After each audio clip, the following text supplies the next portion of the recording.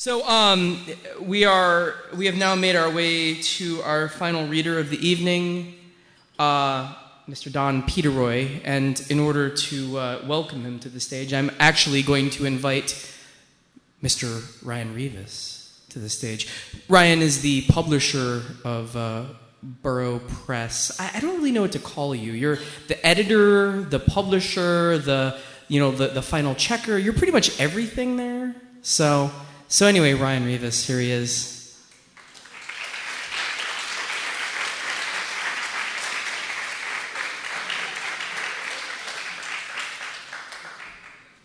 Thanks, Jared.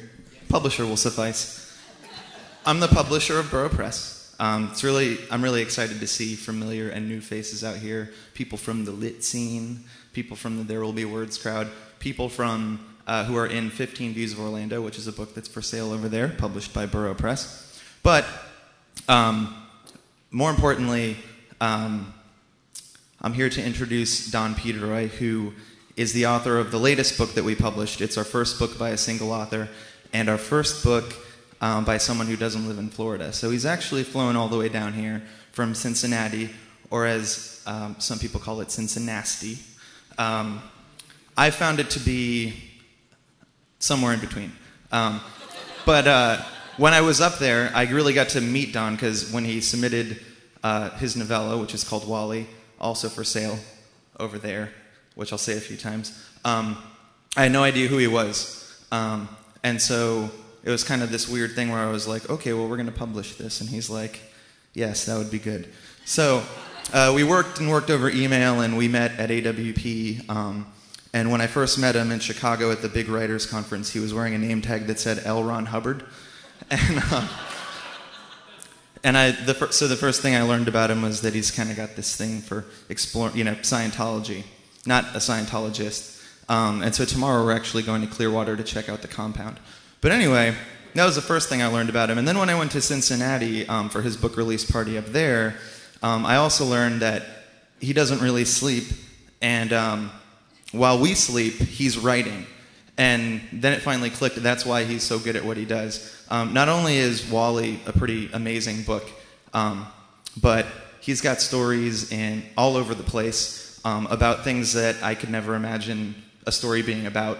Robotic sex toys controlled by real people through Wi-Fi, and a roller coaster operator who witnesses a rider's legs get chopped off. And I really don't know where he comes up with it. But it all happens while we're sleeping, and he's there typing away. Because during the day, he's a PhD candidate in creative writing at the University of Cincinnati. And while I try to piece together parts of his bio, I'm just going to kind of bring it back. So he's had stories published in Cream City Review, 1111, Chattahoochee Review, and most recently, he won the Playboy College Fiction Contest. So in the October issue, if you're amenable to breasts or very good fiction, you can read a story, The Circuit Builders, which is another amazing idea about a drug rehab facility offshore where they let you do as many drugs as you want. So really interesting writer. I will say, though, that Wally is the most interesting thing he's written. And I'm really proud to publish it, and it's for sale. And if it wasn't clear, Burrow Press is located here in Orlando. And so just seeing you guys here means a lot to me. And Don coming all the way down here means a lot to me. So I hope you enjoy what he has to read to you. So let's welcome Don Peteroy.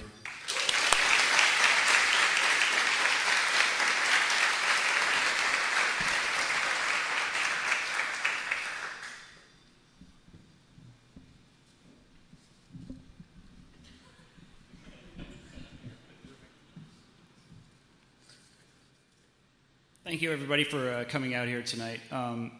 Having a little problem right now. I'm shivering, and I'm actually getting the so that might start happening when I'm reading. I'm really cold for some reason, or it might be that I had a Monster Energy drink 2 hours ago, and I promised my wife I would not drink those anymore. But what happens in Orlando stays in Orlando. Okay, anyway, I want to thank Urban Rethink for having me here tonight, and the excellent readers that were on before. That was great stuff. And for Burrow Press, that's what we're called. So tonight I'm going to read 2 sections from Wally and then something else. I'm going to give you a little context so that this doesn't seem like it's floating off without any kind of contextual connection. Everything you need to know in order to possess a modest understanding of what I'm about to read. It's an epistolary form, so the novella is a letter written during a road trip. Wally is a loser who works at a local theater, and he's abandoned his wife to go on a therapeutic road trip to Inuvik, the furthest north one can drive on the continent. He thinks he will have a breakthrough and recover from all the psychological traumas of his childhood, and we'll see if that happens. Wally's wife, Elizabeth, is a physicist, and she has recently become famous because she has discovered the B gravitrope, which is a particle that does something. Her success makes Wally feel insecure. Wally spent the majority of his childhood under the care of his abusive grandfather, Marvin, and Wally has kept that a secret, and the secret comes out in this story. As a child, Wally really wanted the Transformer toy called Soundwave. If any of you collected Transformers, that was like the stupidest one of them all. When he's a robot, he's really cool, but then he folds up and becomes a cassette player, which you really can't do anything with. The other ones were trucks, and they can move, but this just, you stick it on a shelf. But Wally really wanted that badly, and he didn't get it. And Wally's also got one other secret that he is trying not to tell, that he may tell or he may not tell. Who knows? Okay, so I'm going to start out with a little of the beginning here. Dear Elizabeth, I have with me 10 pairs of underwear, 3 cartons of nicotine gum, the credit cards, MapQuest directions, and 4 partially crushed boxes of Cheez-Its. It's 6 in the morning. In 30 minutes, you'll read the letter I taped to the shower curtain. You'll call your boss and say, I can't come in today. He's left for the Yukon territories again. This time, don't try to get in touch with me. My cell phone is off. I'm avoiding email too. Instead, I plan to communicate with you the old-fashioned way, through handwritten letters. I'll send the entire bundle once my therapeutic journey is complete. They'll contain everything you need to know, dates, locations, epiphanies. I realize that this is one-sided and inconsiderate. I'd certainly be a better husband if I updated you in real time. But the reason why I've chosen to withhold contact is simple. I cannot experience a psychic transformation if you're making me feel guilty about it. I'm dealing with enough remorse already, especially after what's happened and what I did last night. I want to become a man of dignity and honor, and in order to secure those virtues, I must avoid shame at all costs. One little pleading email that says, Wally, where are you? I miss you, could destroy everything I seek to accomplish. I'm going to jump ahead, but just note that, that's the catchy first line there and laying down the rules. All right, so now I can move on. I'm going to go a little ahead. He's planning on informing his boss, Kyle, that he is not coming back to work. Kyle is friends with Elizabeth. Kyle got Wally the job at this theater. So Wally's plan is to just leave a note on his desk that says, I'm not coming back, and his hope is to get unemployment. And he's hoping Kyle won't be there when he drops this off. When I arrived downtown, it was a little after 5:30 a.m. and still dark. I parked a few blocks from the theater because the sanitation department was spraying chemicals all over Court Street. According to the local AM radio station, a truck carrying a 40-foot-long tank of unprocessed milk had overturned. Court Street was ankle-deep in thick, curdling slime. The Yellow River ran through downtown and emptied into the Riverfront Stadium parking lot. The stench was nauseating, so putrid that after one breath I felt my stomach was full of warm mayonnaise. My nasal passages constricted in protest. Stray cats lined the curb, a meowing goose slurping ripple of fur and fleas. A few brave ones wet their paws.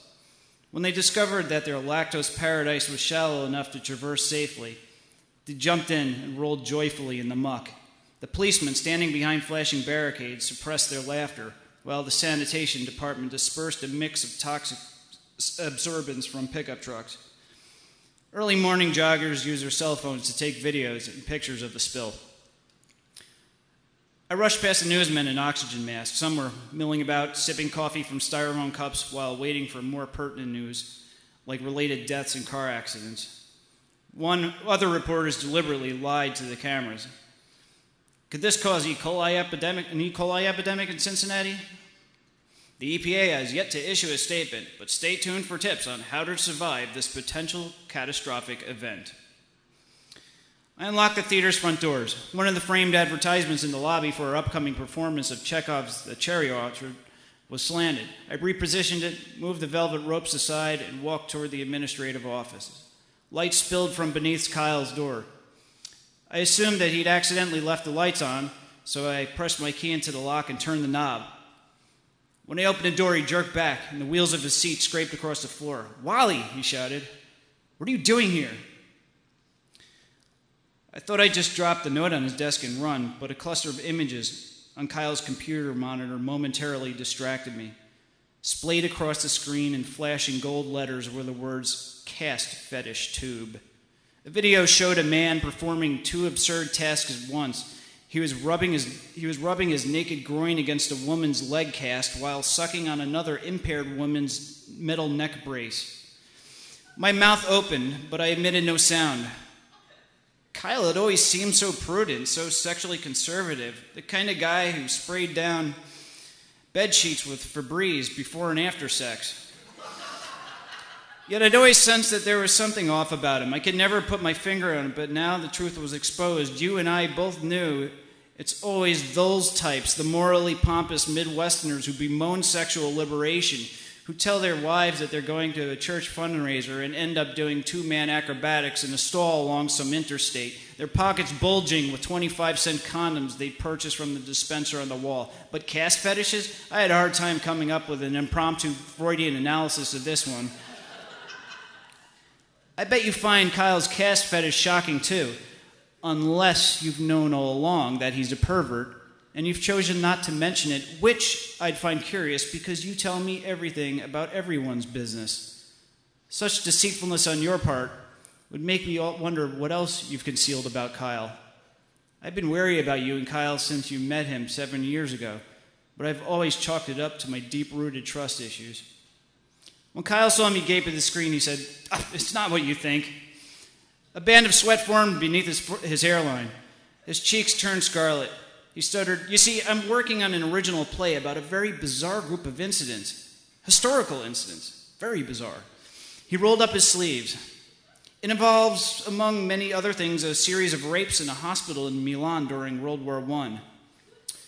There was a copy of Hemingway's A Farewell to Arms on his desk. 4 thick lines of cocaine were arranged on the book's cover. Another big surprise." Kyle continued, "This is my first attempt at writing a historical play. I've been working at it hard, day and night, as you can see." I said, "I thought you've never written a play in your life." He scratched his face. "Sure, I've written them. I'm just careful about when I decide a project's finished. I take my time, whereas others rush." Kyle was alluding to my last play called Did You See That? You haven't read it because you've never read a damn thing I've written, except maybe my diaries. Did You See That explores what would happen if all the mirrors in the world attacked us. The play was supposed to be a parody of modern self-consciousness. I'd entered it into the Cincinnati Emerging Playwrights Contest. Dr. Richter, professor of dramatic literature at Anderson College, was a contest judge. He was also the Court Street Theater's principal consultant, financial advisor, and long-standing Board of Trustees member. Had I won the contest, you would have known about it, or maybe you wouldn't have. It's not like you ever gave a damn about my art. A few days after I received notification that someone else had won the contest, I asked Dr. Richard why he'd turned down my play. He said, "You're trying too hard, Wally. It felt, I don't know, like it was written. You need to learn how to let the drama unfold naturally. Your ambition keeps getting in the way." Incidentally, the contest had only 3 entries. The winning play was called Climb with Moses. It was about a mother and daughter relationship. The mother had cancer. The play was written by Stephanie Holt, the local librarian. It was the first drama she'd ever written, and it was autobiographical. Did you see that, my 16th play? It came from my imagination. Kyle slid his chair back to his desk, placed a newspaper over the Hemingway book. He had vegetable drink on a napkin, and his teeth were coated in chopped seaweed and spinach. His breath stank like a hefty bag full of rotting cabbage. He said, "Anyway, it's not even 6 a.m. yet. Why are you here?" The air duct above us blew sour milk scent. We both tried to ignore it, but couldn't. We wrinkled our noses. Without thinking, I reached into my coat pocket and pulled out my appeal for termination. Kyle snatched the letter from my hand and unfolded it. He read it out loud. My eyes moved along the office walls, and I noticed things I hadn't picked up on before. Taped to the wall was a creased and sun-stained Fugazi concert poster. His corkboard was empty but for a single curled-over receipt. But what really made me suspicious was the empty 5x7 picture frame on his desk. I wondered whose photograph had been there and why Kyle had removed it. Could it have been a secret lover?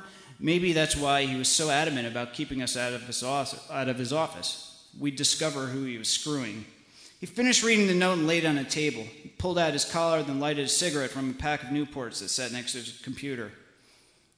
"Is this a medical emergency?" he said. "Not at all." Then I swallowed hard. I had to be careful. One misused word, one slight lapse of logic, and he'd jump all over me. I said, "I'm going on a therapeutic journey. I plan on taking my time, which will put the Court Street Theater at the mercy of my indifference towards professional responsibility, unless, of course, you fire me and promptly find a replacement." He chuckled. "Did you and Elizabeth get suckered into one of those South American timeshare things? Let me tell you about those. I'm going to the Yukon, to the town of Inuvik. I'm not bringing my wife with me." He took a long pull of his cigarette and tilted his head upward and blew the plume at the ceiling. On the computer monitor, a video spontaneously loaded. There was a woman in a full body cast, but for a hole cut out in front of her mouth and near her anus. 2 men approached her. I turned my eyes away. Kyle said, "Inuvik, never heard of it. You got family there?" "No." "The only thing worth seeing in Inuvik is Santa Claus." "Right," he said. He lifted the paper that concealed the cocaine-covered Hemingway novel. "You want a line? I feel like you could use one right now." "No thanks, I'm kind of in a rush to get out of here." "Am I fired?" He hunched over, snorted, then rubbed his nose. I swore that I could hear the cocaine sizzling in his sinuses. He looked at the computer screen. The men were trying to remove the woman's cast with hacksaws. They were jerking off while they sawed. Kyle flicked an ash in the ground. "What does Liz say about this therapeutic journey? I mean, you tried this garbage before once. She wasn't pleased then, and I'm not sure now." "She doesn't know yet." "I thought you'd taken care of all your little mental issues." "Jesus, Wally, she's bent over backwards to save your marriage, and here you go." He looked up at me. His pupils were the size of Tic Tacs. "She got you this damn job. You owe it to her. Do you know how hard she had to work to convince me that you'd be a good employee?" "How hard?" I said. Through the corner of my eye, I glanced at the empty picture frame. "Did she fuck you?" "For Christ's sake, Wally, I can't believe you'd even think that." He pointed his index finger at me accusingly. "I know what's going on. You haven't been taking your medication." He snorted another line, then wiped his nose with the back of his hand. "Are you on your meds?" I said, "I haven't taken my meds in a month." "Pretty stupid of me, isn't it? Especially since we agreed that if I was going to work for you, I'd have to take care of my personal issues." He slapped the desk, the remaining 2 lines of coke scattered. "Okay, you're setting us back. Cherry Orchard is opening, and look, here's what we'll do. I'm willing to forget about your little visit, to rub it off as some neurological short circuit. Just go home, take your Prozac, get a good night's sleep, and come back later, and we'll make believe this never happened. I'll call Edna, and we'll find one of those nice places, one of those 10-day resorts for neurotics, and we'll get you out there next month. Things slow down. It'll be like going for an oil change. In, out, all better. Sound reasonable?" "No." He stubbed his cigarette out in the bottom of his chew and threw the butt in the ground. "Fuck, Wally, fuck. You can't do this. Are you telling me I'm fired? Your wife's going to hate this. She's going to hate lots of things, but ultimately, it'll be for the best of us." "Uh-huh." He leaned back in his chair. "So?" I said. "So?" he said. "What now? You tell me, Wally. What now?" "I'm leaving, and I can't promise you that I'll be back. So you can either wait on me or start looking for a replacement." "Son of a bitch," he said. He held out his hand. "What?" "Give me the keys." All right, I'm going to stop there and go on to a different section. This is later, much later, while he has passed the Canadian border, and he is he's a little bit crazy at this point, and he's thinking about his shitty childhood. At 5 o'clock, I went to the Watson Lake Hotel bar and ordered hamburger and fries. I took out my copy of Why I Am Not a Christian, but then 3 college students approached me. One said, anyone who reads Bertrand Russell in a motel bar in Watson Lake has to be an American. His name was Phil. They were students at the University of Washington, and they'd come to visit Phil's sister. I told them that I, too, was a college student studying theology at Cincinnati Christian University. I'm on academic leave, I said. I received a grant to study the Episcopalian movement in the Yukon. We ate together, swapped adventure stories, all of mine fabricated. Finally, Phil said, have you ever seen the Northern Lights? I told him, yeah, years ago in Vermont. Okay, he said, but have you ever seen them stoned? Section break. I'm high on pot. No northern lights tonight, only interior lights. Being zooted makes me think of quantum physics, which makes me want to believe everything they say in Barnes & Noble is true. We create reality with our thoughts. One night, while we were eating Indian takeout for dinner, you tried to explain renormalization in gravity physics. You said that if gravity were a particle rather than a field, all the gravity particles would attract each other. The collective force would become infinite. It would make existence impossible. In an effort to solve this dilemma, you conjectured that either a portion of our universe's gravity exists in other dimensions, that's why gravity is so weak, or space-time is actually a continuum, like a fluid, and the forces that govern physics present themselves as separate from each other, but are actually different characteristics of one thing. Particles appear as particles, but they're just really a concept, a totality of interactions. You were getting deep. I bit into my tasteless matar paneer. You said, if space-time is woven together, that would account for all particle substitutions. That would prove the existence of the B gravitrope and the gravitational force discrepancies. I couldn't share your enthusiasm because I didn't know what the fuck you were talking about. But I wanted to know. You were just incapable of explaining it. That weekend I bought a book called How to Survive in the Quantum Universe. Then I bought another one called Mind Matters, Understanding Self Through Quantum Physics. I had left the second book by the toilet, and when you went there to defecate, you found it. You brought it into the living room and said, what the hell is this? I shrugged, I'm trying to learn about physics. This is misinformation. This author has no credibility. Why don't you just ask me if you have questions? Because you're not good at explaining things. This outraged you. You said, no, you're not good at listening. I huffed. You continued, this stuff breeds stupidity. Despite your beliefs, I felt brilliant when I read that garbage and brainless every time you talked about physics. Whenever we sat down to talk, the conversation would inevitably go back to the B gravitrope. That fucking thing was hypothetical.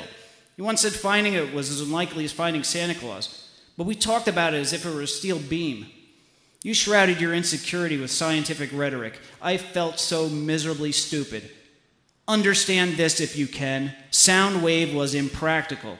My friends and family were unable to detect the urgency behind my need to own that toy because I lacked the rhetorical know-how to express it. As I got older and learned impressive words, I was still barred from communicating my desires because adults aren't supposed to want toys.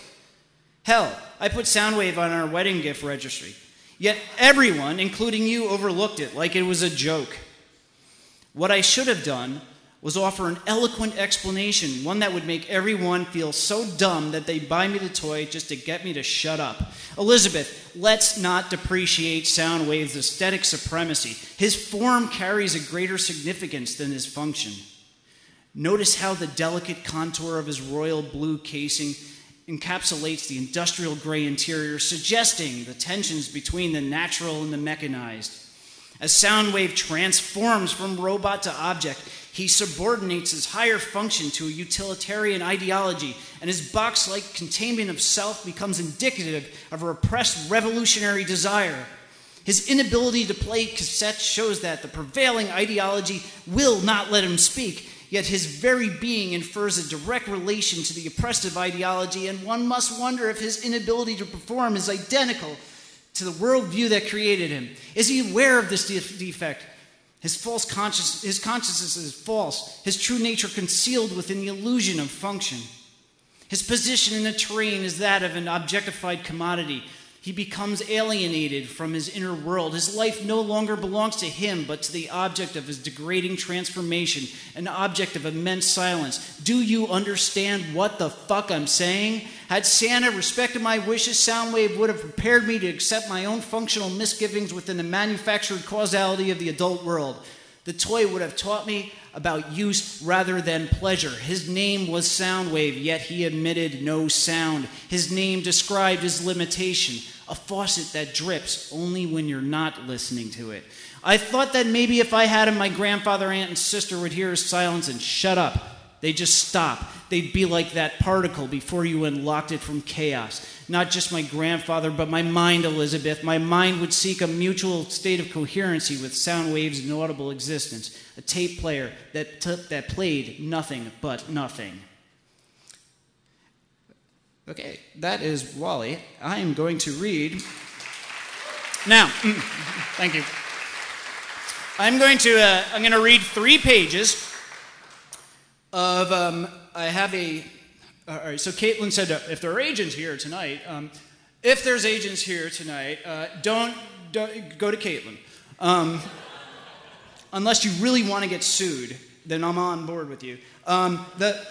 This is Wally addressing to Elizabeth, his wife. This is part of a 600 novel I wrote that takes place 10 years later, where it's a 600-page letter that Wally has written to the actress Kirsten Dunst. It takes place during the Christian apocalypse, and he has gone out to stalk her. And this is from one of the screeds about her. I went on spyonkirsten.com and saw some of the candid shots of you driving an SUV. You were picking your nose. Another stealthy image taken in a grocery store's produce section showed you scratching your ass. Then, spreading across the width of the web page, a series of frames exhibiting your long wait online to use a ladies' room. In the sequence's final frame, you were pressing your knees together. You looked distressed, bloated, impatient.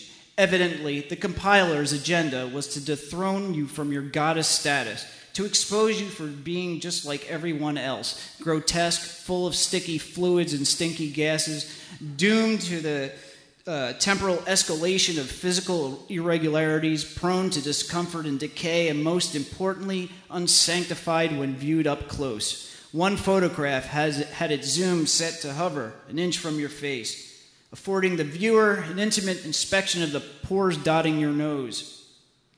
He'd caught you without your makeup on. And judging from the comments, the website had succeeded in pointing out that you're not a perpetual Barbie doll. One person wrote, I knew she was a dirty pig all along. Another said, years ago she used to get drunk and come to our little town bar. I swore she never showered because the place would reek after 5 minutes. You're thinking, screw them, they're just jealous. I agree. However, I've always found aesthetic pleasure in glancing at your candid shots because they humanize you. You might say that spyonkirsten.com is committing an act of desecration, but in my opinion, which hopefully you respect by now, the true vandals of your beauty are those who insist you wear layers of makeup, those who provide Photoshop touch-ups and deliberate lighting effects to make your skin look like white leather. Moon face, as you called it in an interview. It's the people who will do anything to suppress the fact that humans are inescapably foul creatures. If I were a celebrity who, by chance, happened to be your lover, which we both know isn't my agenda, I'd want nothing more than to see you do what a human does. Fart, belch, pick your nose, scratch your butt, have a bad armpit day, frown, spit in a toilet bowl, scoop out earwax, and scratch its zits. And I assume that you long for the freedom to be able to do these things. Your dream is to move to upstate New York, correct? To have a nice house in a somewhat secluded area and be a soccer mom. A place where you can be human and not have to worry about it appearing all over the internet. I want that for you. Not just because it'd make you happy, but in light of my own selfish, dunced viewing pleasures, I hate how, when I look at you, I'm looking at chemicals. Your professional shots are a study in the representations of sterility. Then there's sex. I've seen your Hollywood sex scenes. Snore. It's not you, it's the directors and screenwriters. See, we allowed people like Norton K. Prstanovich, he's a memoir writer in this, to bemoan the literature for its lies, its anti-realism, and everyone believed him. But where were the realism police in Hollywood? Why'd they always turn their backs during booty scenes? Here's the truth about intimacy. You're not fucking if you're not pulling muscles. If you and your lover's colliding genitals fail to produce a sloppy, nasty sound like a plunger in a water bucket, then you're doing something wrong. Real lovers grab for old shirts to stick under their asses so they don't have to sleep on the wet spots later. Real lovers accidentally coat their hands in too much Astroglide because they can never figure out how to squeeze the damn bottle. Real lovers, with their oily hands, fumble for Kleenex and, unable to find the box, say, fuck it, and wipe their palms on the bottom half of the bed sheets. Real lovers say, ouch, and I should have stretched before we did this. Maybe we should sign up for a yoga class. A real lover, in the midst of passion, says, hold on, do not put it there. If the lovers aren't panting and wheezing and laughing about how old they're becoming, then it's not sex. If the Tylenol remains unopened afterwards, if the couple hasn't crossed pinkies and sworn to get more exercise, then it's not sex. Real lovers who just made real love experience post-intercourse sensation heightening. They cringe because the room smells like burnt latex, pulsing genitals, underarm odor, and the oniony gaseous stench of spermicidal gel neutralizing its subject. If it's anything other than that, Kirsten, it's not sex. It's Hollywood. Thanks.